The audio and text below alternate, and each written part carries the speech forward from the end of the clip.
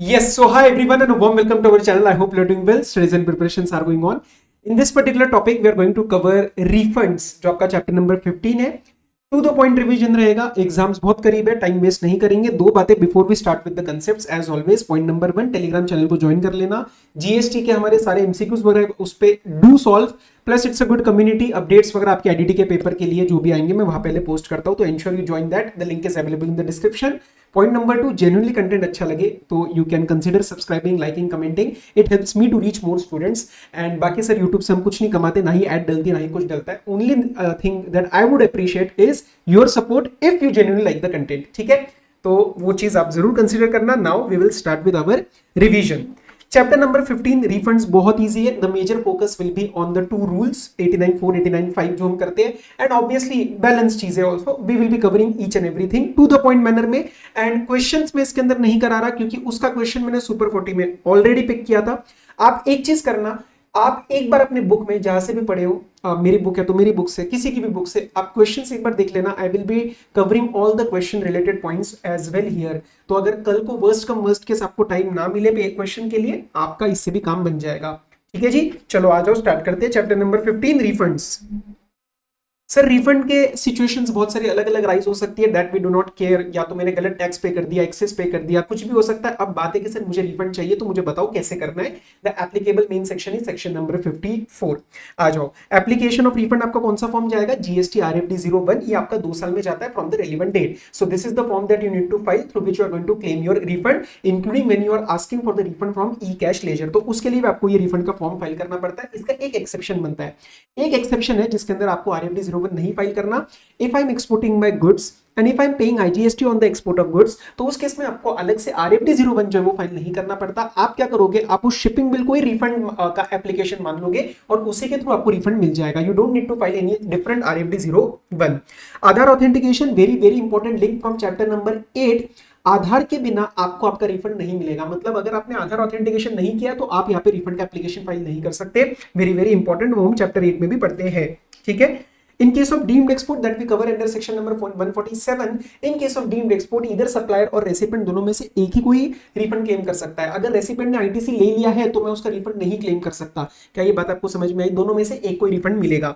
तो अगर पेपर में आया है मैंने एक्सपोर्ट किया है, मैंने कोई डीम्ड एक्सपोर्ट किया है and the person the other person recipient has taken the ITC, तो फिर उस केस में मुझे उसका रिफंड नहीं मिलेगा. भाई गवर्नमेंट का दो बार लॉस थोड़ी ना हो सकता है कि वो रिफंड भी दे रही है और उसका आईटीसी भी दे रही है. Not possible. ठीक है. सीटीपी और एनआरटीपी ये जो हमारे स्पेसिफिक लोग होते हैं जिनका कहीं पे भी उस सिटी में या एनआरटीपी का हमारे कंट्री में there is no office, there is no place of business. Okay, तो कैजुअल टैक्सेबल पर्सन और एनआरटीपी को अगर रिफंड चाहिए तो ये अपने आखिरी रिटर्न में they can ask for the refund, और उससे पहले की सारी रिटर्न्स उनकी कंप्लीट होनी चाहिए. ओके, क्योंकि एक बार ये निकल गए, एक बार इनका रजिस्ट्रेशन क्लोज होके ये निकल गए तो इनसे आप रिकवरी नहीं कर सकते हो, बिकॉज वहां पे उसका ऑफिस वगैरह प्लेस ऑफ बिजनेस होता ही नहीं है. Very very important. Okay. Time limit for refund. If you want to file the refund RFD 01 you have to file it within 2 years from the relevant date. अब वो relevant date क्या होती है वो टेबल में हम पढ़ेंगे. That you need to understand. It's very very simple. Sir logic और फील फैक्टर क्या होता है कि रेलिवेंट डेट होती है कि उस दिन आपका रिफंड बनता है. अंदर से आपको आवाज आनी चाहिए इस दिन मेरा रिफंड बनता है. तो उसके आगे आपको 2 साल दिए गए, 2 इयर्स, दैट आप RFD 01 फाइल करो. फाइलिंग के लिए the time limit is there. उसके बाद फिर उसको प्रोसेस करके आपको रिफंड मिल जाएगा. ठीक है. चलो, if I am talking about goods export, तो मुझे गुड्स के एक्सपोर्ट का जो भी अगर मैं टैक्स पे करता हूं या फिर उन गुड्स को बनाने के लिए जो मैंने input and input services, capital goods का नहीं मिलता. कैपिटल गुड्स पे अगर कोई आपने जीएसटी का आईटीसी लिया है उसका आपको यहाँ पे रिफंड नहीं मिलता. You have to use it for the other operations. ठीक है. तो आपको कैपिटल गुड्स का नहीं मिलेगा. गुड्स के रिस्पेक्ट में या फिर गुड्स को बनाने में जो इनपुट और इनपुट सर्विसेज यूज हुए हैं that you can claim the refund. Now the relevant date will be depending upon goods आपके एक्सपोर्ट कैसे हुए. अगर सी या फिर एयर से हुए, मतलब वेसल या एयरक्राफ्ट यूज हुआ है, तो आप डेट चेक करो कि जिस दिन ये इंडिया लीव किया है, मतलब इंडिया को छोड़ के गया. If they are exported by land then आप date you will see the date on which the goods pass the frontier. मतलब मोटा मोटा वही कि वो फ्रंटियर पास हो गया, निकल गया. And if they are exported by post आप डेट ऑफ डिस्पैच चेक करो. तो अब एक बात बताओ, तीनों में एक ही बात तो आ रही है ना. आप जैसे मर्जी, the mode of transportation is irrelevant. The relevant date in all the 3 cases is जब वो गुड्स इंडिया से जा रहे हैं. तो जिस दिन गए उसके विद इन 2 इयर्स आप RFD 01 फाइल करो. Now I talk about deemed export. In case of deemed export I know supplier और रेसिपिएंट एक ही क्लेम कर सकता है, लेकिन रिफंड क्लेम करने की रेलेवेंट डेट क्या है? You have to see the date on which the return relating to the deemed export. Relating to मतलब उस रिटर्न में आपने उन डीम्ड एक्सपोर्ट्स को डिक्लेयर किया है, उस किस दिन आपने ये रिटर्न फाइल करी. इस दिन आपने ये रिटर्न फाइल करी, I am not talking about the due date, I am talking about actual date of filing, उस डेट के आगे विद इन 2 इयर्स आपको RFD 01 फाइल करना है। सर जो 01 है वो कौन फाइल करेगा, सप्लायर या रेसिपिएंट, लेकिन ये डिक्लेयर किसने किया होगा, ये सप्लायर ने डिक्लेयर किया होगा।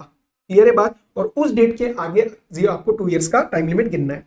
Now I am talking about zero rated supply to SEZ developer और unit, SEZ developer or unit, and again here the tax paid that I'm talking about is that particular supply itself, that particular supply। यहाँ पे दोनों की बात कर रहा हूँ, goods की भी बात कर रहा हूँ और सर्विसेज की बात कर रहा हूँ।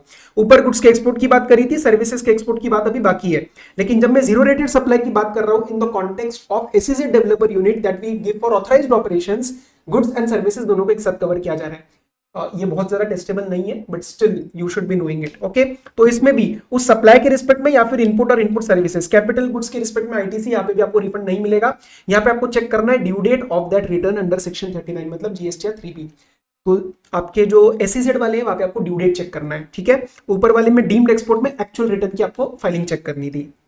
चलो, गुड्स एक्सपोर्ट हो गया, SEZ डेवलपर यूनिट हो गया। अब ये physical export, physical export in case of service. तो देखो, एक होता है नॉर्मल एक होता है आपका नॉर्मल एक्सपोर्ट और एक होता है आपका SEZ वाला। You remember right, zero rated में दो चीजें आती है, एक होता है एक्सपोर्ट, एक्सपोर्ट ऑफ गुड्स मैंने ऊपर पढ़ लिया, एक्सपोर्ट ऑफ सर्विसेज में नीचे कवर करूंगा, and to second SEZ developer unit का है वो एक साथ कवर किया है। ओके, चलो अब in case of services export again the point is same, that refund of tax whichever is paid in respect of service or whatever inputs or input services I am using for my giving of services, but again capital good यहाँ पे रोक दिया। guys understand, inward supply 3 types की होती है, या तो मेरा इनपुट्स होगा मतलब रॉ मटेरियल, या तो मेरा इनपुट सर्विसेज होगा, या तो मेरा इनपुट कैपिटल गुड्स रहेगा। कैपिटल गुड्स के रिस्पेक्ट में मैं यहाँ पे सब जगह चीजें रोक रहा हूँ, इनपुट और इनपुट सर्विसेज या फिर उस सप्लाई के रिस्पेक्ट में जो टैक्स होता है। देखो, थोड़ा आपको इंपोर्ट एक्सपोर्ट पता होना चाहिए, मैं सारा कुछ नहीं बता सकता, ठीक है, अंडरस्टैंड करो। मैं फिर से बोल रहा हूँ, जो एक सप्लाई होती है, सप्लाई के टाइम मेरे पास 2 ऑप्शन है, या तो मैं उसको बॉन्ड एल्यूटी में लेके जाऊं, I am not going to pay any tax on supply, tax on supply is a different thing, and tax paid on inward supply to make और give that supply is a different thing. ठीक है, तो यहाँ पे दोनों की बात हो रही है। देखो, tax paid is available, that refund is available in respect of service themselves मतलब सप्लाई इटसेल्फ। तो मैं बॉन्ड एल्यूटी में अगर नहीं गया तो मैंने जो IGST पे करा होगा उसका भी तो रिफंड चाहिए ना। क्यों चाहिए? क्योंकि जीरो रेटेड है, और उसको बनाने में जो इनपुट और इनपुट सर्विसेज लगे होंगे उसका भी तो रिफंड चाहिए। हाँ, कैपिटल गुड्स का यहाँ पे भी रोक देंगे। अब यहाँ पे वो रेलिवेंट डेट क्या बना रहे, देखो, जो फर्स्ट केस है वो नॉर्मल है, जैसे आपने सप्लाई करी उसके बाद आपको पेमेंट आई, तो जिस टाइम आपको पेमेंट आ जाएगी इन कन्वर्टेबल फॉरेन एक्सचेंज और INR wherever permitted by RBI, and this is one of the essential conditions of export of service. सारी चीजें लिंक्ड है आपस में, this is one of the essential conditions of export of service. तो government कहती है एक बार वो कंडीशन पूरी होने दो, पेमेंट हमें हमारे हिसाब से आने दो कन्वर्टेबल फॉरेक्स में या फिर नेपाल भूटान के केस में INR, एंड देन उसके आगे 2 साल का टाइम पीरियड स्टार्ट हो जाएगा। लेकिन अगर आपकी पेमेंट एडवांस में आई है तो गवर्नमेंट आपका रिफंड डिले करना चाहती है। वो कह रही है कि एक काम करो, फिर आपकी सप्लाई खत्म होने दो, और सप्लाई खत्म होने के बाद आपका इनवॉइस इशू होने दो। तो जब इनवॉइस इशू हो जाएगा वो डेट आपकी फिक्स हो जाएगी, उसके आगे 2 इयर्स में आप RFD 01 फाइल कर लेना। अगर आपका टैक्स रिफंड बनता है ड्यू टू एनी ऑर्डर, आप अपील में गए थे, प्रोसीडिंग चल रही थी, तो जिस भी दिन वो ऑर्डर जजमेंट कम्युनिकेट हो जाएगा, आपको कम्युनिकेट हो जाएगा मतलब सर अब आपको पता चल जाएगा कि मेरे को रिफंड मिलना है, उसके विद इन 2 इयर्स आप RFD 01 फाइल करना। Inverted duty structure, inverted duty structure क्या होता है? जो इनपुट्स का रेट होता है that is more than the output का रेट। इसके बारे में मैं डिटेल में थोड़ा 89.5 में आपको बता दूंगा। इस केस में जो भी आपकी ड्यू डेट होती है रिटर्न की, कौन से, जिसमें आप ये इन्वर्टेड ड्यूटी को डिक्लेयर कर रहे हो, ठीक है, जिसमें वो थोड़ा सा डिफरेंस आ रहा है, इन्वर्ट का रेट ज्यादा है, आउटपुट का कम है, तो बीच में वो टैक्स एक्यूमुलेट होता रहता है। ITC ले तो रहा हूं लेकिन एक्यूमुलेट हुए जा रहा है, क्यों? क्योंकि आउटपुट का टैक्स रेट उतना है नहीं, तो जनाब मुझे रिफंड चाहिए। उसके लिए आपको ड्यू डेट चेक करनी है रिटर्न की। अब कहीं पे ड्यू डेट है, कहीं पे डेट है। वैसे तो ICAI इसको बहुत डिटेल में नहीं टेस्ट करता, लेकिन MCQ वगैरह में आ सकता है। तो ड्यू डेट आपको ध्यान रखना है, इन्वर्टेड ड्यूटी में आता है और सर हमारा जीरो रेटेड में आता है, ठीक है। But when I talk about deemed export you have to see the actual filing of return only. Majorly सब जगह ड्यू डेट ही आपको मिलेगा। ये हो गया, ये हो गया। उसके बाद प्रोविजनल टैक्स पे किया तो उसका फाइनलाइजेशन का वेट करो। जिस टाइम फाइनलाइजेशन हो जाएगा, एडजस्टमेंट हो जाएगा और पता चला रिफंड निकल रहा है, उसके आगे 2 साल स्टार्ट हो जाएंगे। अब पर्सन अदर देन सप्लायर, जैसे आपने कोई अनरजिस्टर्ड पर्सन के साथ कोई आपने एडवांस वगैरह लिया था और उससे आपने एडवांस लेते वक्त आपने GST जमा कर दिया था, now he may require refund tomorrow if the supply is cancelled, ठीक है। तो any person other than supplier अगर कहीं पर रिफंड क्लेम कर रहा है तो हम चेक करेंगे उस पर्सन जो कि मोस्ट प्रोबेबली रेसिपिएंट ही रहेगा, उसने वो गुड्स या सर्विसेज कब रिसीव करे। क्योंकि जब उसने रिसीव करे वो उसके लिए रेलिवेंट डेट बन जाएगी and now he wants refund. Any other case, ये रेसिडुअरी प्रोविजन है, उसमें वो कह रहे भाई जिस दिन तुमने टैक्स पे किया वही आपका रेलिवेंट बन जाएगा ना। ये अदर केस मतलब ऊपर वालों को छोड़ के जिस दिन टैक्स पे कर रहे हो उसके 2 साल में ले लेना भैया रिफंड। अब एक कंसेप्ट आता है आपका sir bunching of refund claim. क्या मैं बंच मतलब एक साथ कर सकता हूँ पीरियड्स को कंबाइन करके? यस, बट क्यूमुलेटिवली आपका वो 2 इयर्स कहीं पे भी ब्रीच नहीं होना चाहिए। एक होता है documentary evidences with respect to the principle of unjust enrichment. Sir what is principle of unjust enrichment? अगर मैं जो टैक्स का रिफंड क्लेम कर रहा हूँ, अगर उसका इंसिडेंस मैंने किसी को पास कर दिया, लेट्स से 20 रुपए का मुझे टैक्स रिफंड क्लेम करना था, लेकिन वो 20 रुपए की रिकवरी मैंने आपसे कर ली, तो फिर आपने उसका इंसिडेंस बियर किया ना, खर्चा तो आपके ऊपर पड़ा, तो सर आपको रिफंड मिलेगा, मुझे नहीं। तो if I am filing RFD 01 and I ask the government to pay refund to me, I have to prove that उसका जो इंसिडेंस है, मतलब उसकी जो कॉस्ट है वो मेरे ही सर पे, अभी भी मैंने किसी से रिकवर नहीं किया, मेरी ही जेब से गया वो पैसा। ठीक है, okay.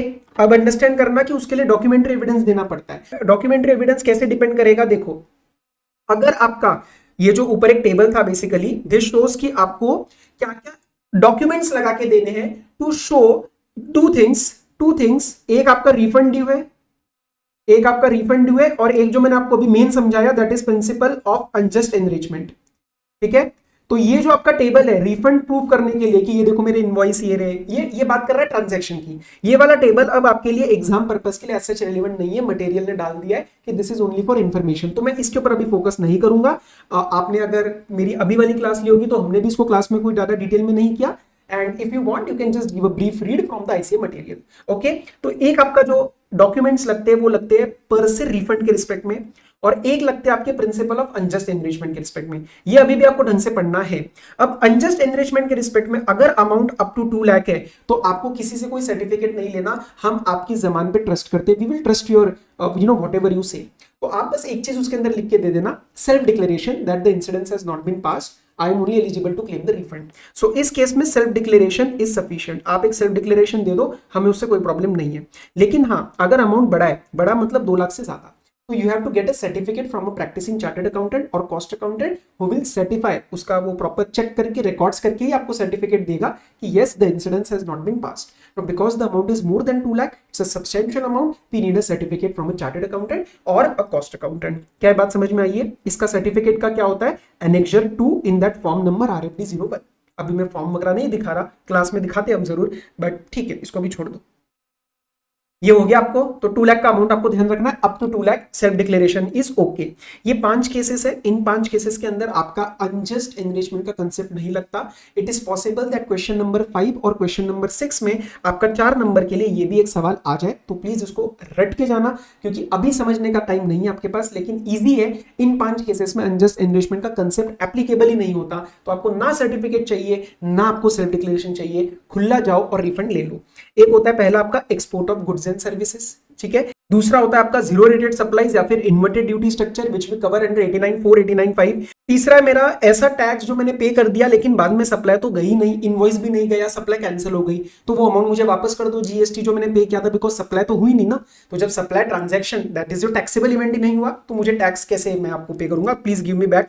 Section number 77 is the mistake, inter को इंट्रा मान लिया, इंट्रा को इंटर मान लिया। जो गलत वाला पे किया होता है वो आपको वापस क्लेम करना पड़ता है इन द रिफंड फॉर्म, और सही वाला आपको टैक्स पे करना पड़ता है। तो सही वाला पहले टैक्स पे करना, उसके बाद आप रिफंड के लिए फाइल करना, एंड उस केस में आपको इंटरेस्ट भी नहीं लगता, that is covered under section 77। और लास्ट है आपका कैश लेजर। जो कैश लेजर वो तो मेरा ही खुद का पैसा है, उसका इंसिडेंस कैसे किसी पे पास ऑन करूंगा ना। कैश लेजर जो है मेरा जीएसटी पोर्टल पे, वो तो मेरा ही पैसा है, तो उसका रिफंड क्लेम करते टाइम मुझे कोई भी सेल्फ डिक्लेरेशन, कोई भी सर्टिफिकेट जो है वो नहीं देना पड़ता, ठीक है। ये वाली बात जो है आप अभी के लिए छोड़ सकते हो, ये इतनी रेलिवेंट नहीं है। This talks about, this is somewhat link to that table जो हमने ऊपर अभी छोड़ा है with respect to the documentary evidences, ठीक है।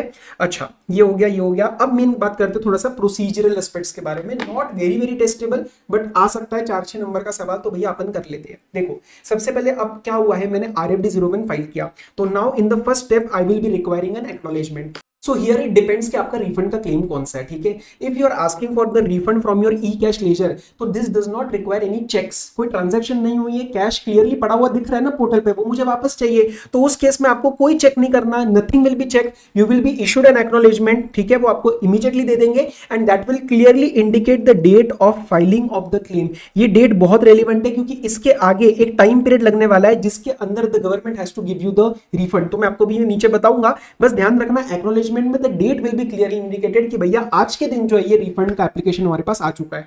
But if it is in any other refund claim, कोई और रिफंड क्लेम है, तो एक बार चेक करना पड़ेगा, क्योंकि तुमने बोल दिया हमने मान लिया, ऐसा नहीं होता, थोड़ा सा चेक करने दो। तो हम जो भी रेलिवेंट जीएसटी का आपका पीओ है हम उसको भेज देंगे कि ये भाई जरा चेक कर, RFD 01 आया है, एक बार इसका ट्रांजैक्शन वगैरह चेक कर ले, सब ओके है ना, फिर हम इसका रिफंड जो है वो सैंक्शन कर देंगे। तो उसको दिया जाता है 15 डेज का period. So PO shall within 15 days of filing the application scrutinise for the completeness, की सारा ओके है ना, ये 15 डेज दिए जाएंगे। अगर आपका रिफंड का एप्लीकेशन एकदम ओके है तो हम आपको एक्नॉलेजमेंट ग्रांट कर देंगे which will clearly specify the date of filing of this application. लेकिन अगर उसके अंदर कोई डेफिशिएंसी है, कुछ प्रॉब्लम निकली है, तो then we will give you a deficiency memo. हम आपको एक डेफिशिएंसी मेमो देंगे और वो डेफिशिएंसी मेमो के बाद आपको उस एप्लीकेशन को करेक्ट नहीं करना, आपको न्यू एप्लीकेशन फाइल करना है। अब सर जो नया एप्लीकेशन फाइल करना है उसके लिए भी तो मेरे पास 2 इयर्स का ही पीरियड लगेगा ना। उस 2 इयर्स के पीरियड के लिए फ्रॉम द रेलिवेंट डेट, उस 2 इयर्स के पीरियड में we will exclude this period. Which period? When I filed the refund application which was ultimately rejected क्योंकि उसके अंदर deficiency थी, till I got to know about the deficiency memo, क्योंकि उस period में मेरा complacency नहीं है। 2 इयर्स का टाइम पीरियड क्यों लगाया गया है? वो इसलिए लगाया गया है ताकि तुम कॉम्प्लेसेंट मत बन जाओ, तुम खाली मत बैठो, तुम ऐसे इग्नोर मत करो अपनी ड्यूटी, है ना। तो इस पीरियड में जब मैंने वो एप्लीकेशन फाइल किया और मुझे डेफिशिएंसी मेमो हाथ में आया, इस पीरियड में मैं कॉम्प्लेसेंट नहीं था क्योंकि मेरे दिमाग में था मैंने तो रिफंड एप्लीकेशन फाइल कर दिया है, ठीक है। तो वो वाला पीरियड आपका न्यू, आपको जो एप्लीकेशन फाइल करना है उसके 2 इयर्स के पीरियड में से एक्सक्लूड कर दिया जाएगा। Is this clear? ओके चलो, अब एक इशू आता है कि सर हमने रिफंड का एप्लीकेशन फाइल तो किया लेकिन कुछ रीजन की वजह से मुझे विड्रॉ करना है, क्या मैं कर सकता हूं? हाँ जी आप कर सकते हो, प्रोवाइडेड कोई एक्शन ना लिया गया हो, कोई प्रोविजनल रिफंड ना दिया हो, कोई सैंक्शन ऑर्डर ना निकला हो, कोई शोकॉज नोटिस ना निकली हो, कोई विथहोल्डिंग ना हुआ हो। अगर कुछ भी नहीं हुआ है तो आप उससे पहले फटाफट से आप बोल दो कि चलो भैया मेरे को रिफंड नहीं चाहिए, मैं वापस लेता हूं, ठीक है। रिक्रेडिट, ये रिक्रेडिट क्या कह रहा है, अब ये चीज ध्यान से सुनना। जैसे मेरा ई कैश लेजर में अमाउंट पड़ा हुआ है ₹10 का, and when I go for refund application, मैंने RFD 01 फाइल किया। मैं RFD 01 इसलिए फाइल करता हूं क्योंकि मैं बोलता हूं कि भैया ये जो ई कैश में पड़ा हुआ है ना, आप ये मुझे बैंक में दे दो, अब ये मुझे बैंक में दे दो। तो आपको क्या करना पड़ेगा, ई कैश में से -10 करना पड़ेगा। क्यों? क्योंकि ये आपके बैंक में +10 आने वाला है। तो जहां से भी आप रिफंड क्लेम कर रहे हो, ई कैश और ई क्रेडिट, वहां से डेबिट करना पड़ेगा क्योंकि उतना बैंक में मांग रहे हो ना, रियल लाइफ में पैसा मांग रहे हो। तो that is what it is being talked about. ये समझ में आया? यस। अब कल को मेरा एप्लीकेशन रिजेक्ट हो गया या फिर विड्रॉ हो गया तो फिर मैं क्या करूंगा, तो फिर मैं दोबारा +10 कर दूंगा क्योंकि मैं आपसे बैंक, मेरा एप्लीकेशन रिजेक्ट हो गया या तो मैंने विड्रॉ कर लिया, तो मैं आपसे बैंक में पैसा नहीं मांग रहा ना रिफंड। तो जो ओरिजिनल मैंने डेबिट किया था, चाहे वो ई कैश हो या ई क्रेडिट हो, वो वापस कर दो, वो ऐड कर दो ना। बाद में दोबारा कभी रिफंड फाइल करूंगा तो मैं दोबारा डेबिट कर दूंगा। इसके ऊपर एक सवाल भी आया था, अभी MTP में भी इसके ऊपर एक सवाल था जो IC ने गलत लिखा था। मैंने हमारे डिस्कशन में बोला भी था कि I do not agree with IC है, वो अब IC ने करेक्ट कर दिया है, ठीक है। अब इसी इशू के ऊपर है, आप वो चीज चेक करना। क्वेश्चन ये बोला था कि IGST जो पे किया है ऑन एक्सपोर्ट ऑफ गुड्स, उसका रिफंड मैंने मांगा था, तो अगर वो रिजेक्ट हो जाता है तो do I need to recredit anything? Answer is no, क्योंकि उसमें कुछ डेबिट ही नहीं हुआ। रिक्रेडिट कब होता है? जब कोई चीज डेबिट हुई हो, जैसे मैंने यहाँ पे किया। बट व्हेन आई पे IGST on export of goods and I claim a refund, तो मैंने तो वो IGST पेमेंट का क्रेडिट मांगा ना, मैंने IGST पेमेंट का रिफंड मांगा, मैंने ओरिजिनल कुछ डेबिट नहीं किया है। तो जब ओरिजिनल डेबिट नहीं हुआ तो रिक्रेडिट भी नहीं होगा ना। आपको बात समझ में आ रही है? This is a very important point, very important question. Class वालों, हमने एक क्वेश्चन किया इसके ऊपर, अगर आप सिर्फ MTP देखोगे तो भी आपको समझ में आ जाएगा। I think I have covered that point in detail. Okay चलो, प्रोविजनल रिफंड। ये प्रोविजनल रिफंड क्या होता है कि भैया आप बड़े आदमी हो, आप कौन हो? 0 रेटेड वाले। तो अगर आपका केस 0 रेटेड वाला है जिसकी वजह से आपका रिफंड का ड्यू बना है, तो हम आपको दुखी नहीं कर सकते। आप तो भैया फॉरेक्स कमाते हो इंडिया के लिए, we are not going to let you down. आप एक काम करो, आपका जितना भी रिफंड का क्लेम है ना, उसका 90% हम आपको 7 डेज में दे देंगे। बचा वो 15 दिन स्क्रूटिनी, वो हम बैलेंस 10% के लिए करेंगे। आप 7 दिन के अंदर अंदर we will give you 90% of the refund as provisional basis, let the balance 10% stay with us and let us scrutinise your application, balance को नॉर्मल प्रोसेस के अंदर चलने दो। लेकिन सर अगर आपकी नियत में खोट है, नियत में खोट क्या होता है, अगर पिछले 5 साल में आपका प्रोसिक्यूशन हुआ है ऑफ एनी अमाउंट इन्वॉल्विंग, कोई भी केस ऐसा जिसके अंदर अमाउंट इन्वॉल्व था more than 2.5 CR, more than 2.5 crore, तो सर उस केस में फिर हम आपका प्रोविजनल रिफंड नहीं देंगे, नॉर्मल सबको चेक होने दो, जैसा सबको ट्रीट किया जाता है वैसे हम आपको ट्रीट करेंगे and then we will give you the normal refund. Now there is a one very important word that I am using is prosecution. Prosecution is different from conviction. Prosecution case चलाना होता है, formally accused करना होता है, conviction मतलब finally guilty, तो यहाँ पे वर्ड यूज किया हमने prosecution not conviction. I hope this is clear, ये पिछले 5 साल में आपको चेक करना है। ये बात हो गई, ये बात हो गई। अच्छा, sanction order versus payment order, ये this is very simple. Sanction मतलब हो गया सैंक्शन, और एक सैंक्शन ऑर्डर के बाद पेमेंट ऑर्डर निकलता है जो कि एक्चुअल में आपको पेमेंट दिया जाता है। अगर कभी कभार ऐसा हुआ कि आपका पेमेंट ऑर्डर निकला लेट से 28 मार्च 25 को, लेकिन आपका पेमेंट 31 मार्च तक नहीं हुआ, आपका होने वाला है 2 अप्रैल को, तो यहाँ पे बीच में फाइनेंशियल ईयर चेंज हो जाता है, बुक्स क्लोज हो जाती है, तो गवर्नमेंट कहती है फिर हम एक बार आपका जो पेमेंट ऑर्डर है ना उसको वी विल रीवैलिडेट, मतलब एक बार दोबारा रीवैलिडेट करेंगे क्योंकि इसका फाइनेंशियल ईयर बदल रहा है। So this revalidation because of change in financial year happens in payment order, not in sanction order. इसके सिवा में आगे बढ़ते हैं। अब सर कहानी कहां तक चली है? कहानी चली है मेरा एप्लीकेशन फाइल हो चुका है and I have the acknowledgement, ये बात क्लियर हुई। अब एप्लीकेशन फाइल होने के बाद 2 ही चीजें हो सकती है, या तो पैसा आएगा मतलब या तो रिफंड ऑर्डर आएगा, या फिर आपका शो कॉज नोटिस और रिजेक्शन आ जाएगा। वैसे तो तीसरी चीज भी होती है जो मैं आगे कवर करूंगा, दैट इज विथहोल्डिंग ऑफ क्लेम। तो पहला केस समझते हैं कि सब कुछ सही है, एवरीथिंग हैपेंड, 15 डेज की स्क्रूटिनी में भी कोई पॉइंट नहीं निकला, या फिर डेफिशिएंसी मेमो निकला था लेकिन मैंने सही एप्लीकेशन फाइल कर दी। Now I will get the refund order. अभी रिफंड ऑर्डर क्या होता है ध्यान से समझना। अगर पीओ को ये अच्छा लगा कि you know the application is complete, refund is due, सब कुछ चेक करके ओके आ गया, तो वो आपको रिफंड ऑर्डर दे देगा, सैंक्शन ऑर्डर दे देगा। उसके अंदर क्लियरली वो लिख के देगा what is the amount being refunded, any amount being refunded as a provisional basis if you are under 0 rated supplier, या अगर हम कोई अमाउंट एडजस्ट कर रहे हैं। एडजस्टमेंट क्या होता है? आपकी तरफ से अगर कोई टैक्स इंटरेस्ट पेनल्टी ड्यू है और हमारी तरफ से रिफंड ड्यू है तो वो आपको नेट ऑफ करके सेट ऑफ करके दे देंगे, ठीक है। नेक्स्ट है आपका mode of grant of refund, मतलब रिफंड देने का तरीका क्या है।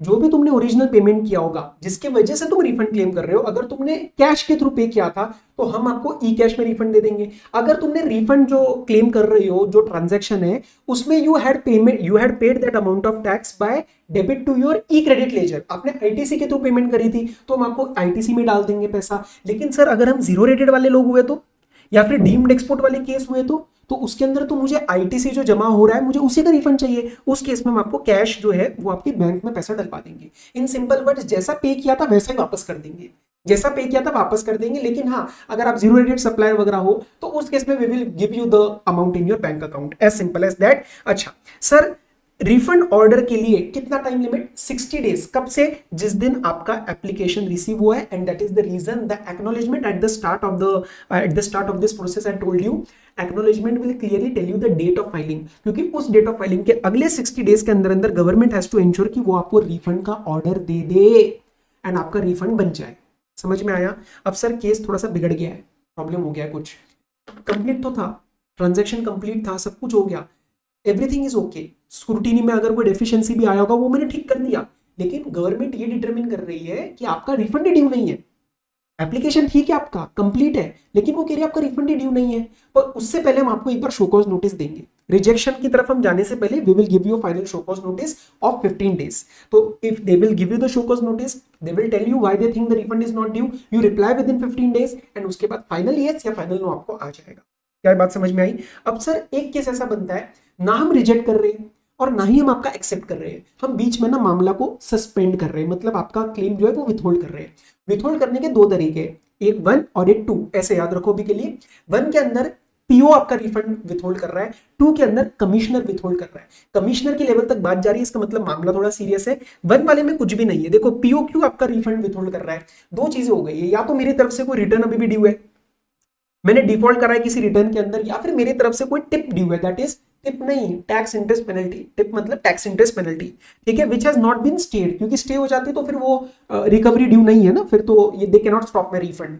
बट अगर मेरी तरफ से कोई रिटर्न के अंदर डिफॉल्ट हुआ है या फिर कोई टैक्स इंटरेस्ट पेनल्टी अभी भी ड्यू है, लास्ट डेट निकल चुकी है, तो अब वो पीओ आपके साथ क्या कर सकता है, या तो आपका क्लेम विथहोल्ड कर लेगा, नहीं तो जैसा मैंने ऊपर बोला वो यहाँ पे कोई अमाउंट एडजस्ट कर देगा।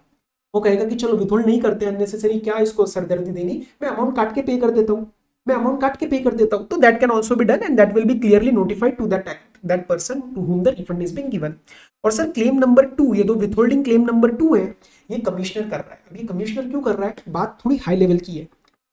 कमिश्नर को ऐसा फील हो रहा है कि मैंने जैसे रिफंड का क्लेम किया है और मेरा कहीं पे कोई केस चल रहा है, ठीक है, due to some suspicion of fraud और whatever it may be, मेरा कहीं पे केस चल रहा है। कमिश्नर को लगता है कि आज इस नालायक को रिफंड दे देंगे ना, तो कल को this will prejudicially affect the revenue. क्यों? क्योंकि कल को इसकी तरफ से भारी भरकम ड्यूज आने वाली है। आज इसको रिफंड नहीं देते, रोक के रखती है, क्योंकि कल को कमिश्नर के मन में शक हो रहा है कि इसकी तरफ से पैसा ड्यू होने वाला है, तो आज ही इसका रिफंड रोक दो, क्योंकि कल जब ड्यू हो जाएगा तो शायद हमें वो रिफंड जो है it will be good for us if we retain it. ठीक है, तो ये कमिश्नर को लगता है तो वो विथहोल्ड कर सकता है। So see, if commissioner is of the opinion that grant of the refund is likely, अभी हुआ नहीं है क्योंकि केस अभी चल रहा है, but it is likely to adversely मतलब negatively impact the revenue in that appeal और प्रोसीडिंग। व्हाई? बिकॉज उसको शक है कि मैं मेलफिसेंस या फ्रॉड जो मैंने कमिट किया है, तो वो मेरा रिफंड वहां पे रोक देगा। एक बार बस मुझे अपॉर्चुनिटी ऑफ बीइंग दे देगा कि भैया बता दे एक बार, but yes the commissioner has the power. कल को अगर वो पैसा ड्यू निकला तो 6% पर एनम का इंटरेस्ट मुझे मिलेगा। यस, चलो ओके। अब बात करते हैं प्रिंसिपल ऑफ अनजस्ट एनरिचमेंट। ये तो चलो मैंने कर लिया है, इसको मैं अलग से अभी नहीं उठा रहा। 89.4 89.5 अब ये है आपकी मेन जान। इस चैप्टर के जो 2 सोल्जर है, इन सोल्जर्स के साथ हमें लड़ना है, बहुत important. 89.4 89.5 I will cover each and every aspect very very properly. Questions के अंदर भी आपको सारी चीजें क्लिक कर जाएंगी, तो क्वेश्चन कर लेना, वैसे नहीं टाइम मिले तो प्लीज इस पार्ट को अच्छे से सुन लो। ओके, 89.4 और 89.5, ठीक है, दैट आई कैन कॉल 54.3.1 और 54.3.2 एज वेल। अब इसमें क्या हो रहा है, एक में आता है मेरा जीरो रेटेड सप्लाई। अब जीरो रेटेड मतलब जो मैं एक्सपोर्ट वगैरह अगर कर रहा हूँ and I am doing it under bond LUT, तो बॉन्डी आईयूटी में कर रहा हूँ तो मैं टैक्स नहीं पे कर रहा, तो जो मेरा एग्जिस्टिंग आईटीसी एक्यूमुलेट हो रहा है उसका क्या, उसका मुझे रिफंड मिलेगा। और एक है मेरा इन्वर्टेड ड्यूटी स्ट्रक्चर। अब सर ये इन्वर्टेड ड्यूटी स्ट्रक्चर क्या होता है, एक सिंपल सी बात है। लेट्स से ये मैं कैलकुलेटर बनाता हूँ, इस कैलकुलेटर को बनाने के लिए मैं कुछ इनपुट्स भी यूज करूंगा और इस आउटपुट को सेल भी करूंगा। इसको जो इनपुट्स बनाता हूं ना मैं, इनपुट्स जो लेता हूं उसका जो टैक्सेशन रेट है वो है लेट्स से 18%, और इसको जो मैं सेल करता हूं इसका है 5%। अब सर क्या हो रहा है कि जो इनवर्ट मेरे जो ड्यूटीज मैं पे कर रहा हूँ, what ever tax rates I am paying, और उसका जो भी मैं जीएसटी पे कर रहा हूँ वो बहुत ज्यादा है कंपेयर टू जो आउटपुट बन रहा है। तो इनवर्ट जो इसका इनपुट्स है that is higher tax than the output rate. तो ये हो गया, घूम गया इन्वर्टेड ड्यूटी, ठीक है, उल्टा हो गया। जनरली क्या होता है, इनपुट जो है उसका आईटीसी आप यूज करके आउटपुट टैक्स पे कर देते हो, आउटपुट का टैक्स हमेशा ज्यादा रहता है, बट इसको घुमा दिया, ये उल्टी केस हो गया। तो ये उल्टे केस को हम बोलते हैं inverted duty structure, and this is applicable in respect of mostly goods only. ठीक है, तो इसमें प्रॉब्लम क्या होती है, अब जो डिफरेंस बनता जा रहा है ना, आईटीसी तो है मेरे पास लेकिन वो कभी यूटिलाइज ही नहीं हो पा रहा। क्यों? क्योंकि आउटपुट का टैक्स रेट कम है। तो गवर्नमेंट कहती है चलो आपका जो आईटीसी का रिफंड, यहाँ पे जो आप आईटीसी लिए जा रहे हो जो कि यूज नहीं हो पा रहा, आप उसका रिफंड क्लेम कर लो, क्यों टेंशन लेते हो, ठीक है, क्योंकि वो यूज तो हो नहीं पा रहा है तो आप उसका रिफंड क्लेम करो। ओके, अब 2-3 बातें ध्यान रखना इंपॉर्टेंट है। There are certain notified supplies जो कि 89.5 में मतलब इन्वर्टेड ड्यूटी में आपको उसका रिफंड नहीं मिलता। आपको कुछ भी लिस्ट नहीं रटनी, क्वेश्चन बताएगा कि भैया यही आइटम है, this is notified under 89.5 that will not be eligible for refund, तो आपको उसका 89.5 में रिफंड नहीं लेना। लेकिन वही आइटम अगर कल को मैं एक्सपोर्ट कर देता हूं तो 89.4 में मुझे उसका रिफंड मिल जाएगा। बात समझ में आई? सबसे पहले मैं 89.4 का फॉर्मूला स्टार्ट कर रहा हूं, very very important, please pay attention. यहाँ पे जो आपको फॉर्मूला देने वाले हैं that is on the basis of turnover ratio, कि सर मेरा आईटीसी कितना है, रीजन ऑफ रिफंड क्या है, export of goods under bond LUT. ठीक है, तो हम आपको रिफंड क्यों दे रहे हैं, आप एक्सपोर्ट कर रहे हो, बहुत बढ़िया, वेरी गुड। आप जीरो रेटेड सप्लाई कर रहे हो, जीरो रेटेड मतलब technically export plus SEZ developer unit. तो उन्होंने कहा चलो सिंपल टर्नओवर रेशियो लगा दो, मेरे पास कितना आईटीसी है निकालो, मेरे पास कितना आईटीसी है, आपको आईटीसी का रिफंड चाहिए ना, हाँ, लेकिन सर ये जो आईटीसी है वो तो आपके पूरे बिजनेस का है, इसमें से आपका जो जीरो रेटेड का टर्नओवर है उतने का हम आपको रिफंड देने को रेडी है। तो जो भी मेरा जीरो रेटेड का टर्नओवर रहेगा upon total, in simple words this is my turnover ratio, उतना हम आपको रिफंड दे देंगे। एक बार फॉर्मूला चेक करो, net ITC into turnover of zero rated, चाहे वो गुड्स हो चाहे वो सर्विस हो। कंडीशन क्या है, बॉन्ड एल्यूटी के अंदर जा रहा है, सवाल में ये चीज चेक करना, divided by adjusted total turnover.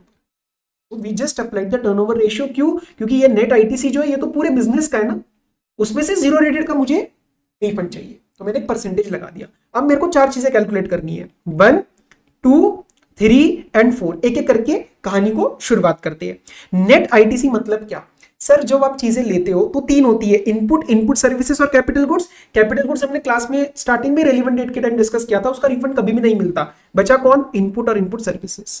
तो इसके अंदर you will have to take input and input services. Capital goods नहीं लेना। किसी जमाने में 89 4A 4B के बारे में हम कुछ पढ़ते थे, वो अब नहीं है, एग्जिस्ट ही नहीं करता। 4A 4B specific cases of refund थे, वो हट गए। जो भी 89 4 के अंदर ही आपको लेना है। अब सर सेकंड बात करते हैं zero rated turnover of goods का।